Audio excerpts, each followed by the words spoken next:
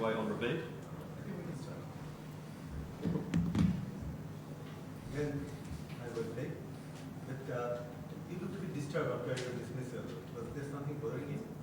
Oh, just at the last second when Shelford got into his delivery stride, someone walked out from the side of the side screen, and I should have pulled away, but I was also like in my head, it's probably a bit too late, and then I didn't watch the ball and I didn't pull away and I did neither and I nicked it off. How was the wicket when you started? And the wicket was obviously out of cover for 1.5. So how was the wicket? I think it played very similar to the way it did on day one. Bit of spin, bit of skid, and it definitely made for some tough work. And obviously, there's a lot of risk involved in obviously the way that both teams have batted. Understanding that if you're only going to be out there for so and so many balls, and there's one with your name on it, you've got to score off the ones that are available. So, it's a good challenge. You were very active on the board today. So can you take us through your game plan for the day? I guess for me it was just trying to play with my bat as much as possible, and picking my poison effectively, understanding that they're going to bowl really good balls and what do I want to have in my court to be able to counteract those balls, and I guess just trying to stick to my game plan as clear as possible, and accepting the fact that the pitch is going to have a little bit of turn and bounce at some stages, and not getting too caught up in that, and just trying to stay calm and as clear as possible. According to the wicket condition, what will be the chaseable target here? What do you think?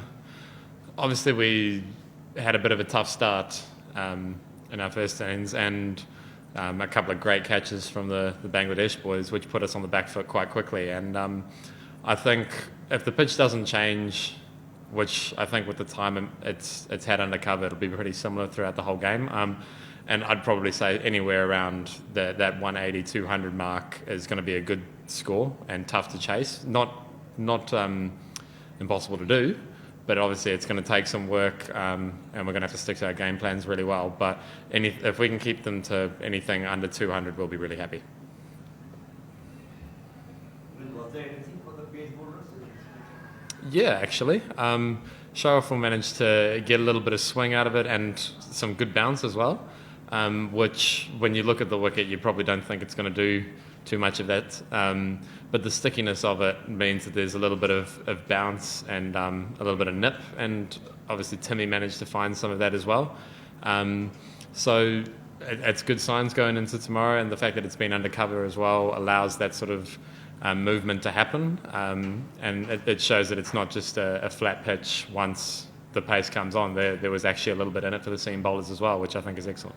And you very surprised not to see Storiful coming in after he was walked out of trade, because usually when a day is walked out, there's something for the pace bowler. You were surprised? I think when Tajul turned the first ball so square, I think that probably put bowling pace on that wicket, maybe a little bit in the back of the mind of the captain. So who knows?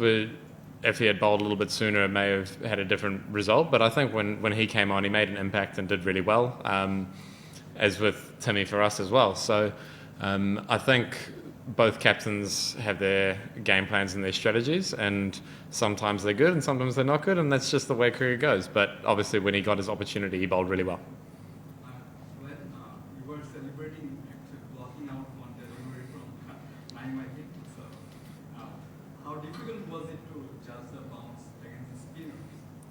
Yeah, the fact that some balls keep incredibly low and move quite quickly, and then some spit quite heavily and bounce a lot. Obviously, Mominal's first ball was pretty much one for the over. It turned and bounced so much. So with the two extremes, I guess it's understanding, as I said, picking your poison and going which one am I happy with, and accepting the fact that if the delivery that's outside of your game plan happens, you make peace with it. But for me, understanding the way that Naeem got me in the first game, and then how I wanted to play him this game, having those two different game plans, all those adjustments, and understanding that even mid-game, if I wasn't happy with something, making that change quite quickly. There's no point sitting on the side afterwards and going, I should have done that, which I did last game. Rather going, if this happens again, I'm going to do this and actually do it. Then obviously your shot selection was spot on most of the times. What was the key to your decision making? I mean, which ball to eat, which ball to leave, or which ball to leave? It's just so tough to gauge. So what is the key? As I said before, for me, it's about using my bat as much as possible. I'm generally not looking to leave many deliveries, or I guess like I'll defend balls that are there to defend and that are really well bowled. But on pitches like this, understanding that sometimes being a little bit more aggressive is almost the, I guess, best remedy, where if you can put a bowler off their length a little bit, then you can get them to bowl in the area that you would feel a bit more comfortable with. And, you know, I saw a graphic before the game started about the contact points of our different batters, and everybody has their different way of going about it. And some guys come a lot further forward, some guys go a lot further back, and it's just understanding what works best for that individual. And obviously for me, trying to stay a little bit leg side of it and use my bat as much as possible was probably the key. Anyone else? Hold on. Cool. Thank you very much.